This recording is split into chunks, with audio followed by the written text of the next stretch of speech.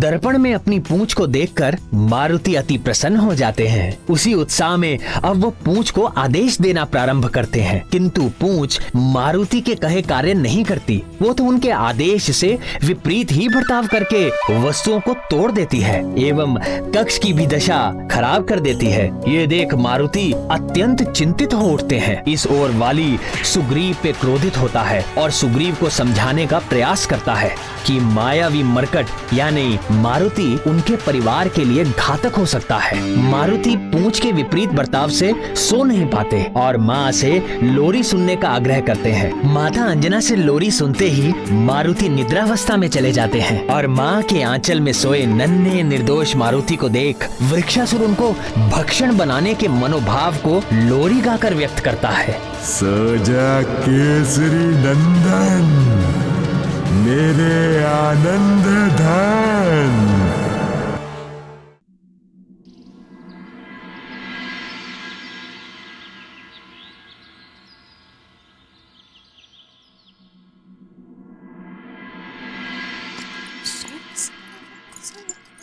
माँ, माँ, माँ, आप कहाँ हो? आज प्रातः मेरा लल्ला मुझे पुकार रहा है। क्या हुआ है उसे? मैं यहाँ हूँ पुत्र। क्या हुआ केसरी नंदन मारुति? क्या हुआ मेरे लाल? तुमने अपने नेत्र मूंद क्यों रखे हैं? माँ, आपको स्मरण नहीं? आपने ही तो कहा था मुझे प्रातः नमस्कार मंत्र का उच्चारण करना चाहिए। हाँ हाँ, स्मरण है, किंतु तुमने पुकारा तो मैं घबरा गई थी। अच्छा चलो, अब बिल्कुल सीधा बैठो। अब प्रातः उठते ही दोनों खुली हथेली को अपने सामने रखो, फिर नेत्र खोलकर हथेली को देखते हुए इस मंत्र का उच्चारण करो। कराग्रे वस्ते लक्ष्मी, कराग्रे वस्ते लक्ष्मी, कर मध्य सरस्वती, कर मध्य सरस्वती, कर मूले स्थितो महागौरी, कर मूले स्थितो महागौरी, प्रभाते कर दर्शनम, प्रभाते कर दर्शनम। अब अपनी हथेली का घर्षण कर मंद मंद गति से हथेली को शरीर के सभी अंगों पर स्पर्श करो। इससे शरीर के चारों ओर एक अदृश्य सुरक्षा कवच का आवरण बन जाता है, जो किसी भी कुदृष्टि के प्रभाव से तुम्हें सुरक्षित रखता है।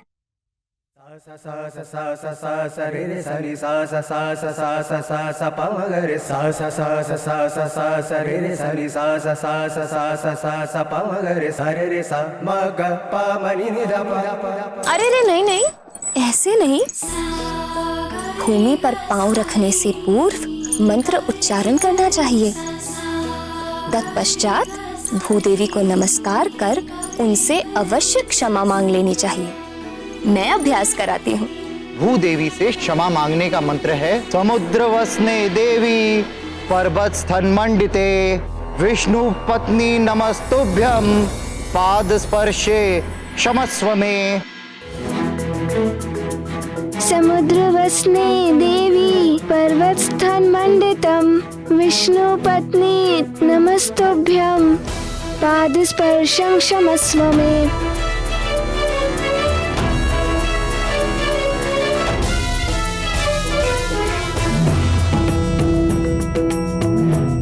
पुत्र, तुम्हें इस मंत्र का ज्ञान कहाँ से प्राप्त हुआ? पाठशाला से माँ। आश्चर्य है, इतनी शीघ्रता से तुमने स्मरण भी कर लिया। हाँ माँ।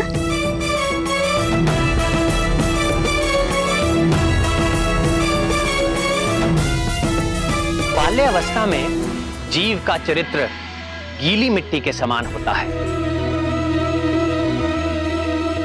तो संस्कारों की विधि से उस गीली मिट्टी को कोई भी आकार दे सकता है। उचित समय पर उचित मात्रा में संस्कारों के जल से सींचा पौधा छाया से भरपूर वृक्ष बनकर अपनी और समाज की उन्नति के लिए सहायक हो सकता है। नहीं तो वही पौधा दुर्बल बेल बनकर समाज के लिए सदा एक समस्या या बोझ बनकर ही जीता है। वो संस्कार ही थे जो वाली का मन उसी दुर्बल बेल के जैसा था। हाँ, वाली और सुग्रीव में यही तो अंतर था।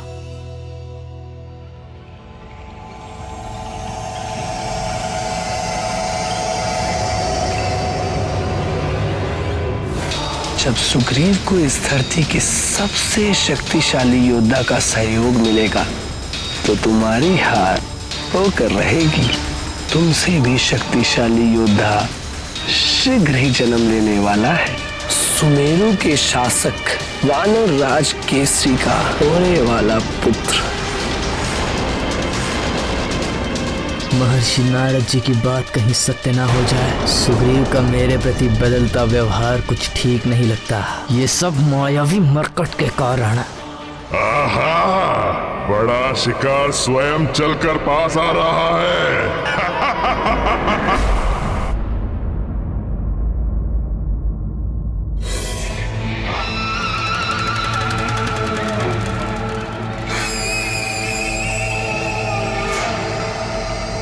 उस मरकट के विषय में सोचते सोचते ये कहाँ आ गया हूं मैं।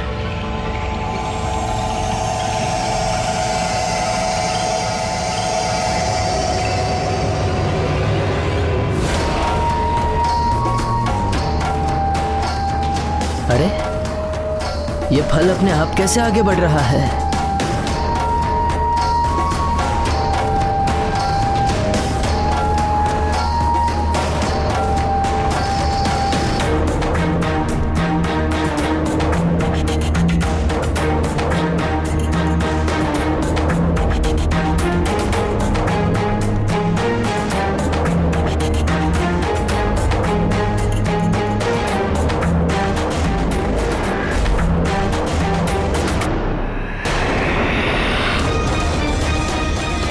बचो भैया, तुम यहाँ क्या कर रहे हो।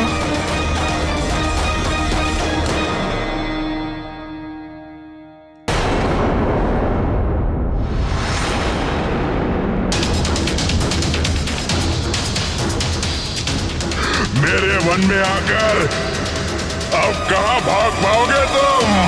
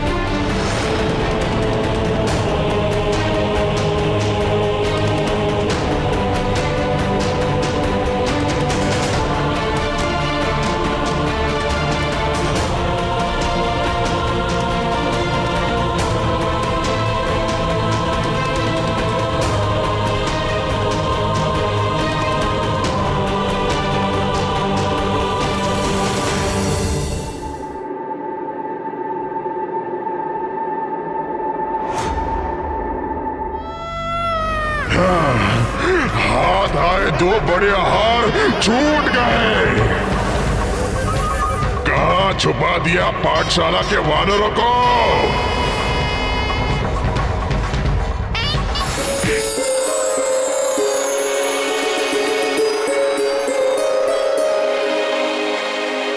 प्रणाम महाराज। आपके आदेशानुसार बालकों के लिए पाठशाला की व्यवस्था राजभवन के वाटिका में पूरी हो गई है महाराज। ये सभी बालक हमारे राज्य के लिए बहुमूल्य हैं,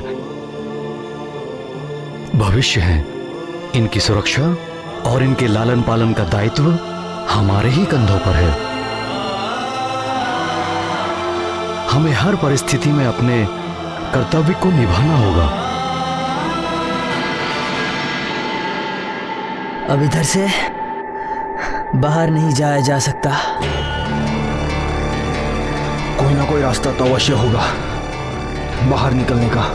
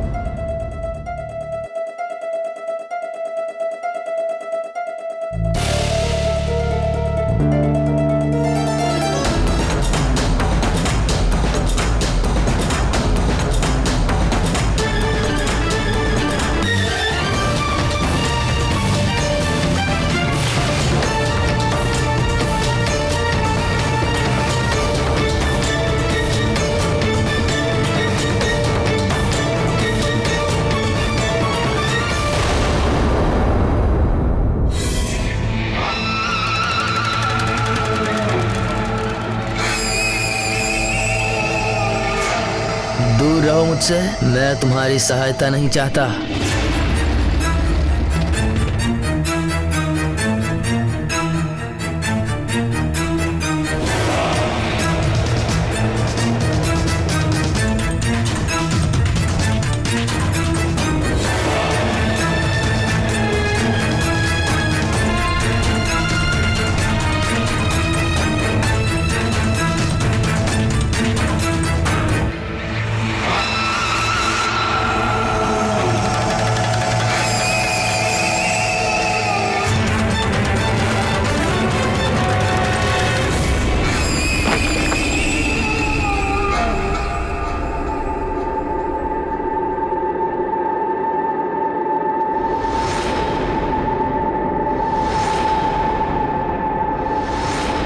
अरे, ये तो हम सुमेरु राज्य की सीमा में आ गए।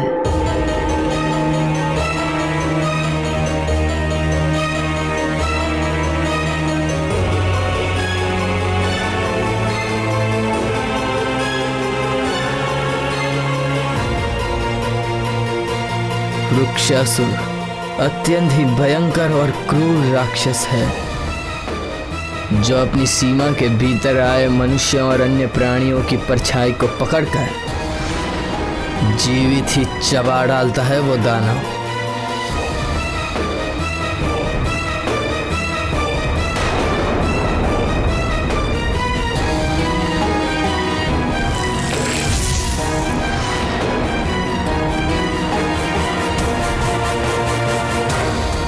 हम शमशादन वन की सीमा में कैसे आ गए भैया?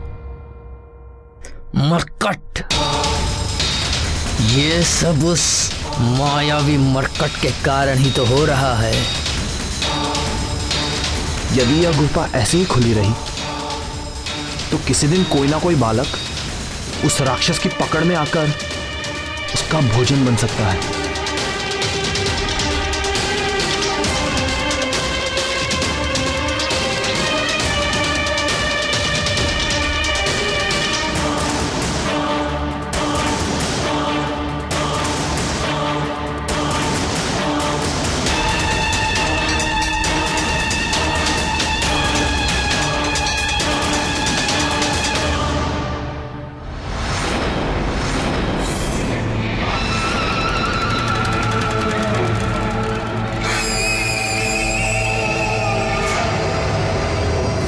वाह सुग्रीव, तुमने अनजाने में सही एक सुझाव दिया है।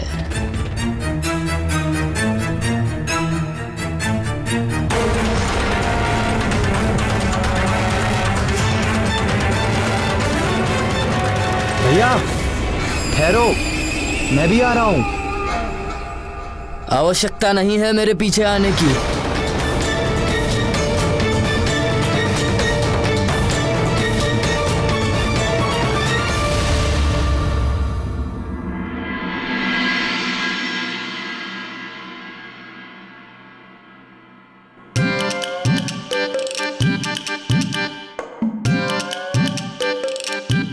अब देखना, माँ मारुति के नेत्र में अंजन लगाएंगी।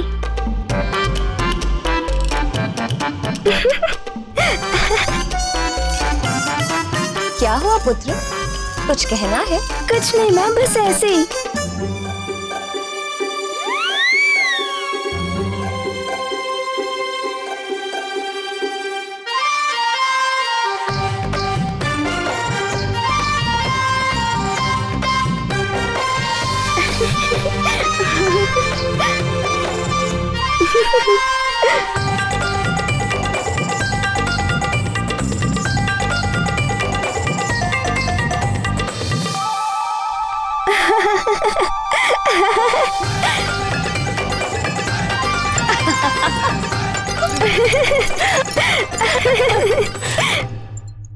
माँ, नेत्रों पे अंजन क्यों लगाते हैं? अंजन लगाते हैं क्योंकि इससे नेत्र स्वच्छ हो जाते हैं और दृष्टि तीव्र हो जाती है। मेरे लाल की दृष्टि की तीव्रता बनी रहे, इसीलिए माँ प्रतिदिन तुम्हें अंजन लगाती है।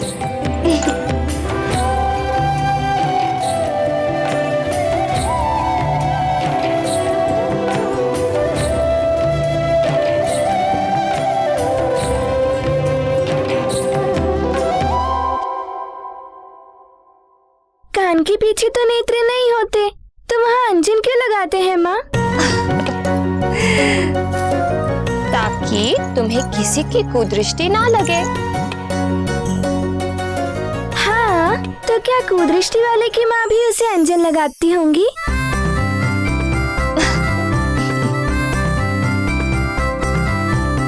माँ, आप मारुति को तभी अंजन लगाया करोगी जब मारुति बड़ा हो जाएगा। हाँ, मैं सदा अपने लल्ला को अंजन लगाया करूंगी, क्योंकि एक माँ के लिए उसका लाल सदा बालक ही रहता है, चाहे वो कितना भी बड़ा क्यों ना हो जाए।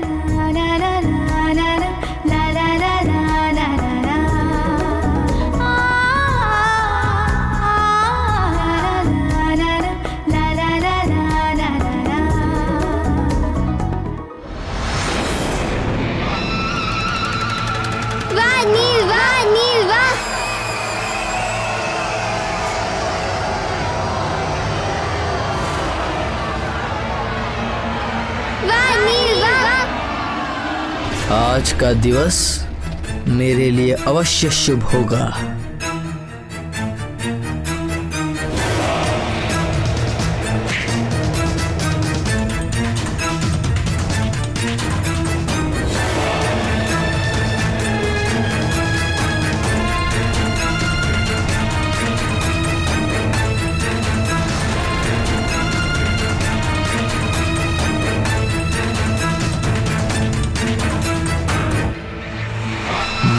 मायावी मरकट, तुम्हारी मायावी लीला समाप्त करने के लिए वृक्षासुर के पास पहुंचाना ही मेरा अंतिम लक्ष्य है। आज मैं महानतम कोई ना कोई उपाय अवश्य ढूंढ निकालूंगा।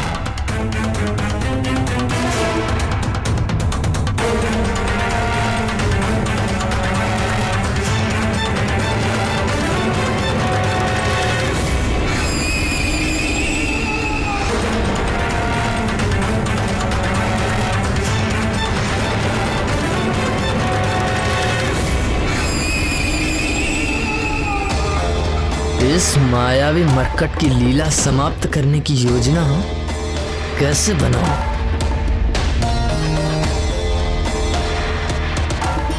वाह नील वाह!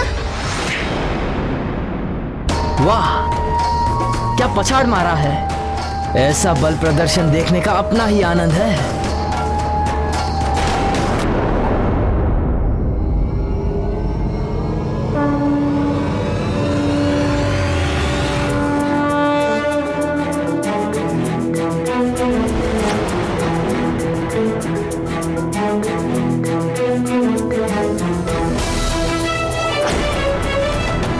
आनंद आ रहा है ना?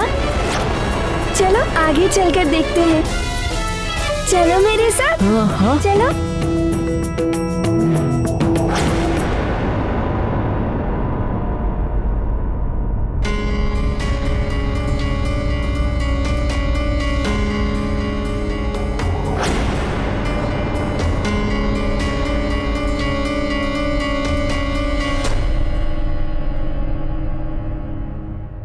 आगे क्यों नहीं आ रहे हो? तुम्हें भय तो नहीं लग रहा ना? वो नहीं, मुझे नहीं आना तुम्हारे साथ। अरे भय का तो कोई प्रश्न ही नहीं है। चलो मेरे साथ, बहुत आनंद आएगा।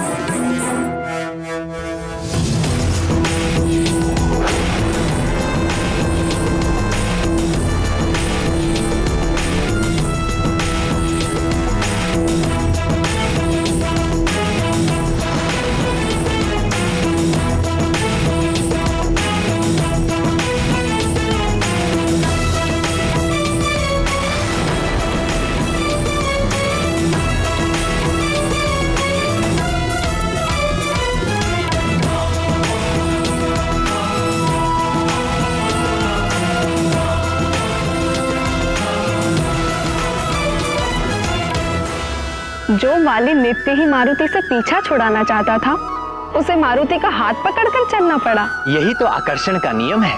हमारे विचार के कारण ही तो दूसरे मनुष्य हमारी ओर आकर्षित होते हैं।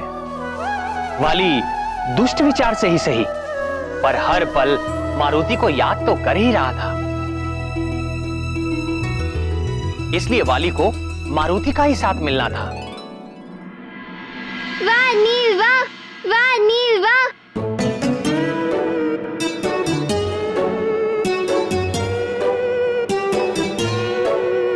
क्या आप पाठशाला में पाठ करने आए हैं? नहीं, मैं यहाँ पाठ पढ़ने नहीं आया हूँ। तो आप क्या करने आए हैं? मैं वो मैं क्या कर रहे हैं? बताइए ना।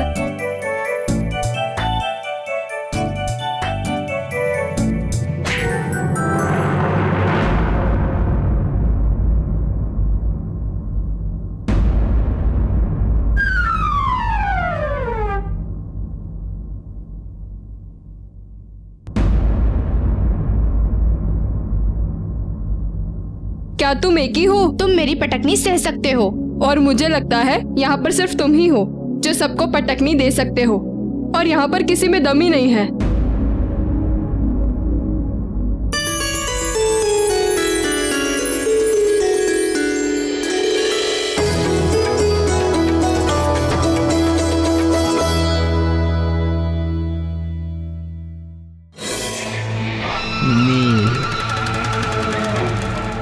इस बालक में अवश्य ही कोई बात है, किंतु बड़ा भोला लगता है।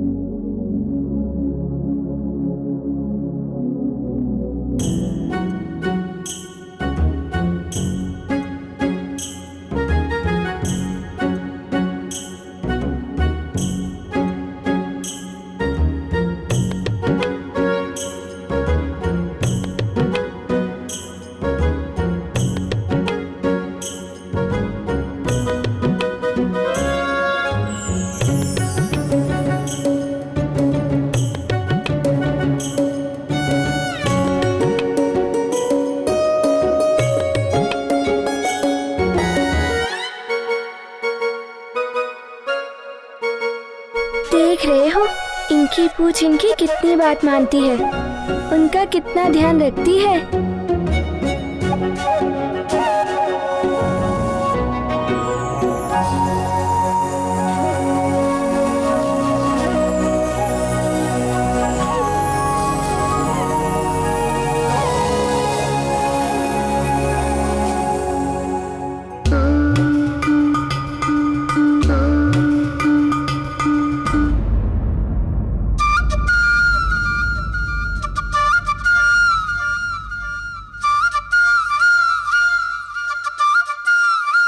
आप पाठशाला क्यों नहीं गए? पाठशाला नहीं जाता। पाठशाला क्यों नहीं जाते? क्या आपने अपना पाठ्यक्रम पूरा कर लिया है?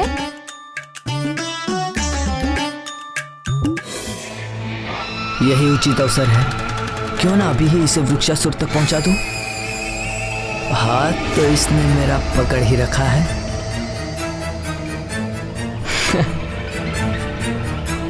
कितनी प्यारी बातें करते हो। चलो भ्रमण करके आते हैं। हाँ चलिए।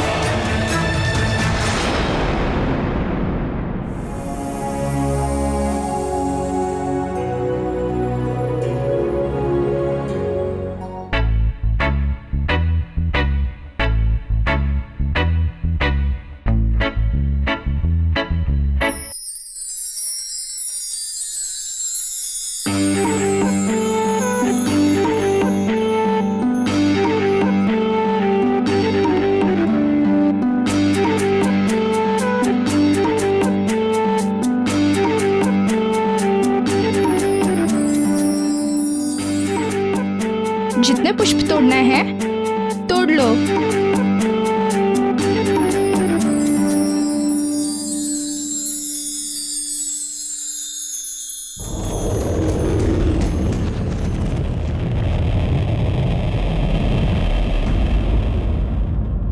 आप इतने बड़े हैं, परंतु आपको पता नहीं कि भूदेवी को प्रणाम करते हैं, उन पर थूकते नहीं।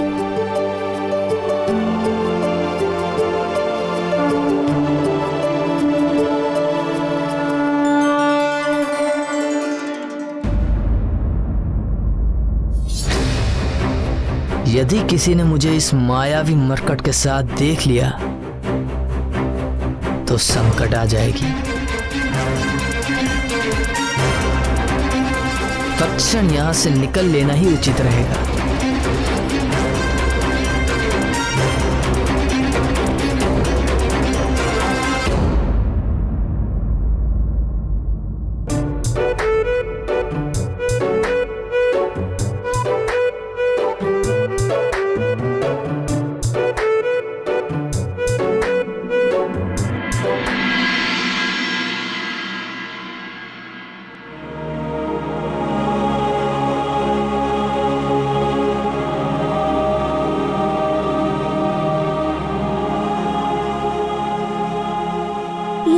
क्या कर रहा है?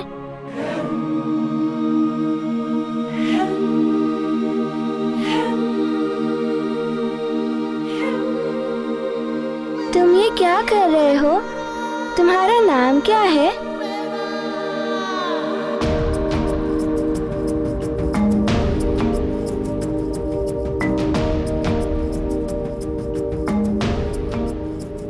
मैं नल हूँ। मैंने इस शिला पे अपनी मनोकामनाएं लिखी हैं, जिसे मैं ईश्वर के पास भेज रहा हूँ। समझ गए? पर तुम्हारा नाम क्या है? मेरा नाम मारुति है। किंतु तुम ये बताओ कि इस शिला पर अपनी मनोकामना लिखकर इस पानी में बहाने से क्या होता है? इससे हमारी मनोकामनाएं अवश्य पूर्ण होती है। किंतु ये शिला ईश्वर तक पहुँचती कैसे है? ये भी नहीं जानते? बड़े भोले हो तुम। ये शिला झील से तैरते हुए नदी में जा मिलेगी और फिर नदी से सागर में।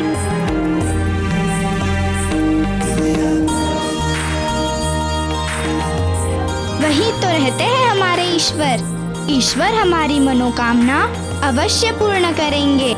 क्या मैं भी इस शिला पर अपनी मनोकामना लिखकर ईश्वर तक भेज सकता हूँ, किंतु मारुति को तो लिखना ही नहीं आता, पाठशाला नहीं जाता, इसीलिए। क्या तुम मेरी मनोकामना इस शिला पर लिख दोगे? सच में बड़े भोले हो तुम, इतना भी नहीं जानते।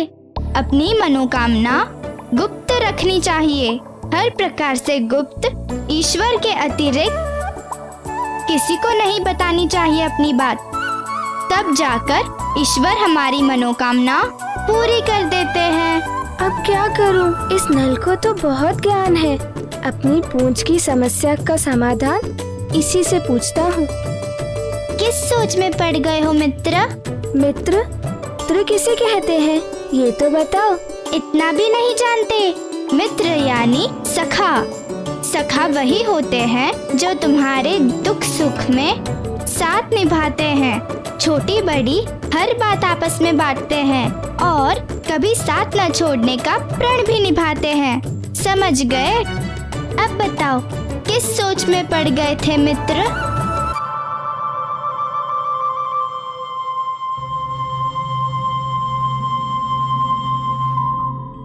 स्मरण रहे मित्र, तुम मेरी व्यथा किसी को बताना मत।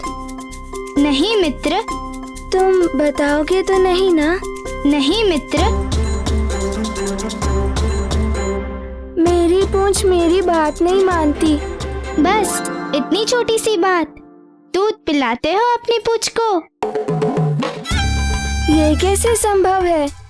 पूंछ दूध कैसे पी सकती है?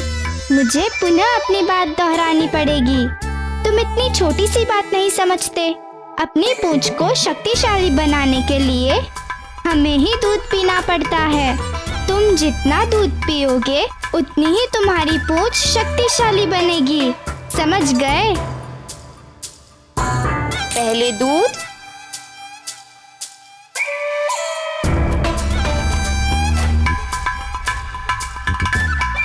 माँ भी कभी कभी बालकों की तरह हट करती हैं।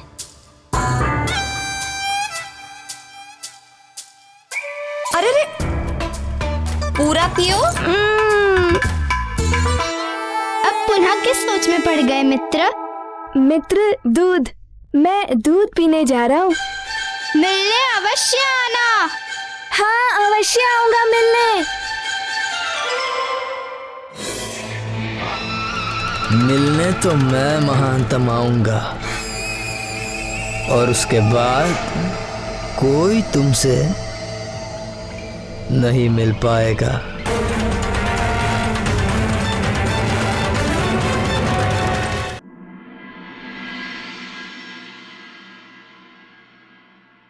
माँ, माँ। हाँ पुत्र। माँ, मुझे दूध पीना है।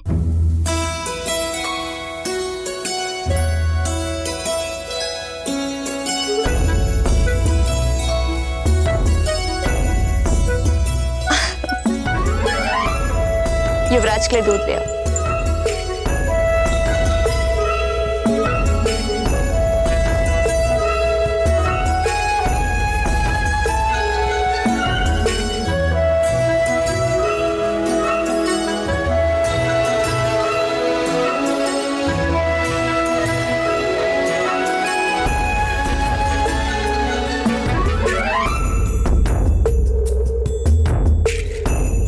माँ, मुझे और दूध चाहिए।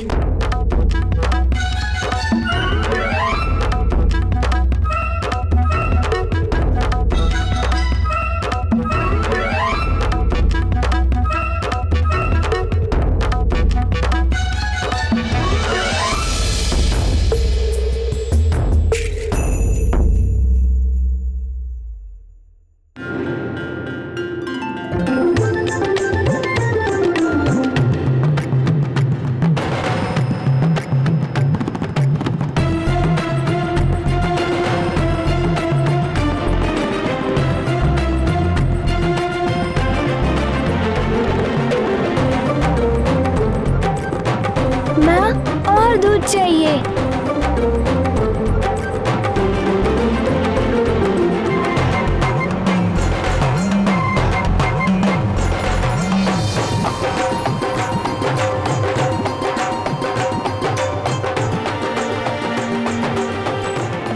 देखो पुत्र, दूध मंगवाया है।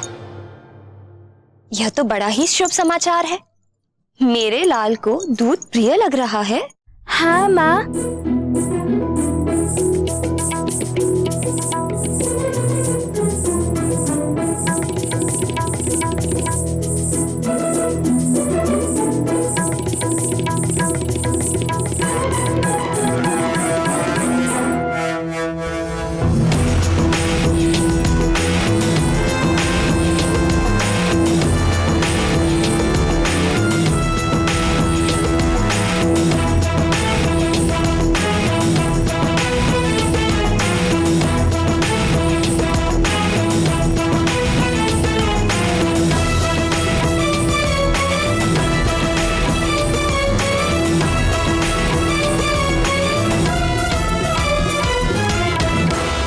माँ, मुझे और दूध चाहिए।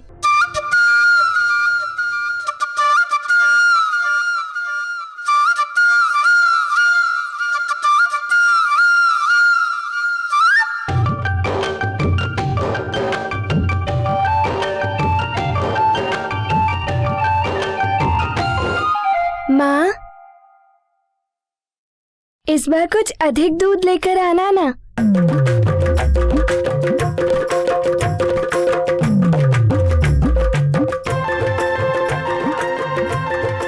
और चाहिए ना?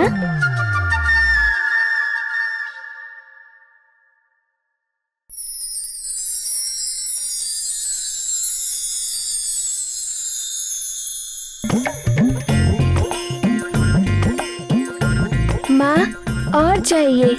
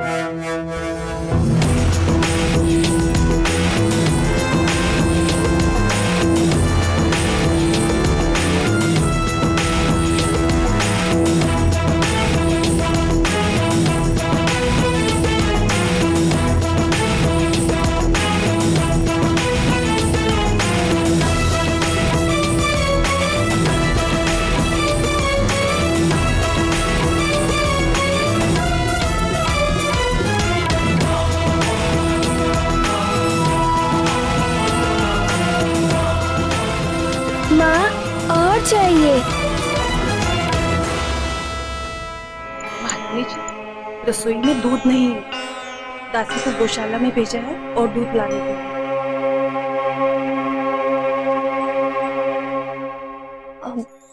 मारुति पुत्र, धैर्य रखो, गौशाला से दूध मंगवाया है। माँ, कोई बात नहीं, दोपहर को थोड़ा अधिक दूध मंगवा लेना। मेरा मन अभी तक भरा नहीं है।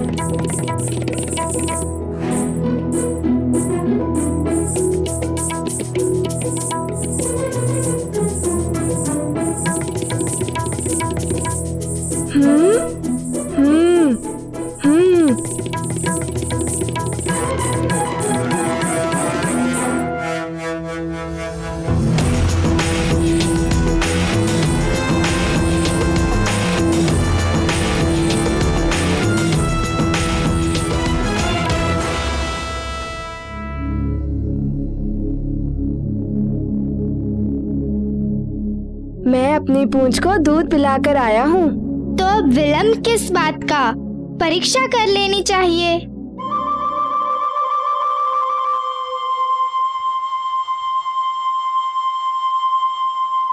ये देखो।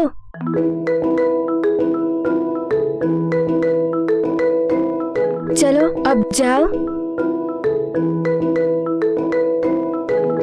जाओ। अब क्या, मैंने तुम्हारे हिस्से का दूध भी पी लिया है। चलो अब जाओ, उस आम के पेड़ से मेरे लिए एक आम तोड़ कर लाओ। जाओ।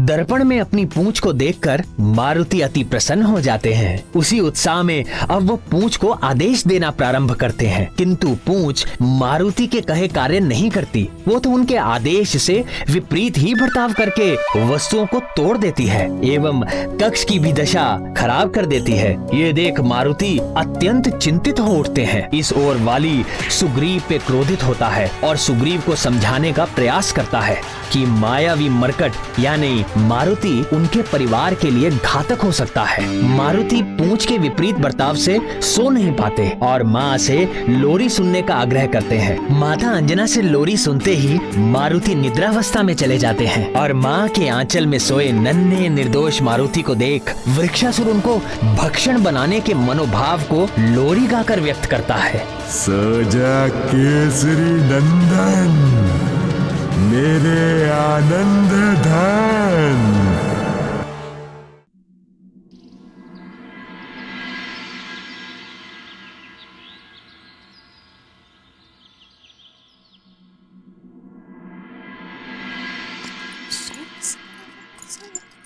माँ, माँ, माँ, आप कहाँ हो? आज प्रातः मेरा लल्ला मुझे पुकार रहा है। क्या हुआ है उसे? मैं यहाँ हूँ पुत्र। क्या हुआ केसरी नंदन मारुति? क्या हुआ मेरे लाल? तुमने अपने नेत्र मूंद क्यों रखे हैं? माँ, आपको स्मरण नहीं? आपने ही तो कहा था मुझे प्रातः नमस्कार मंत्र का उच्चारण करना चाहिए। हाँ हाँ स्मरण है, किंतु तुमने पुकारा तो मैं घबरा गई थी। अच्छा चलो, अब बिल्कुल सीधा बैठो। अब प्रातः उठते ही दोनों खुली हथेली को अपने सामने रखो, फिर नेत्र खोलकर हथेली को देखते हुए इस मंत्र का उच्चारण करो। कराग्रे वस्ते लक्ष्मी, कराग्रे वस्ते लक्ष्मी,